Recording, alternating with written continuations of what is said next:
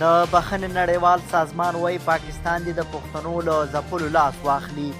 د بخښنې نړیوال سازمان له پاکستانه غوښتي چې د دې هیواد کې د پښتنو د حقونو د مدافعانو ځپل پای ته ورسوي. د بخښنې نړیوال سازمان د جنوبي اسیا د څانګې مرستیال عمر واړه ایچ له اسلام آباد غوښتي چې د پښتون ژغورنې د غورځنګ پر وړاندې ځپونکي اقدامات باید پای ته ورسوي.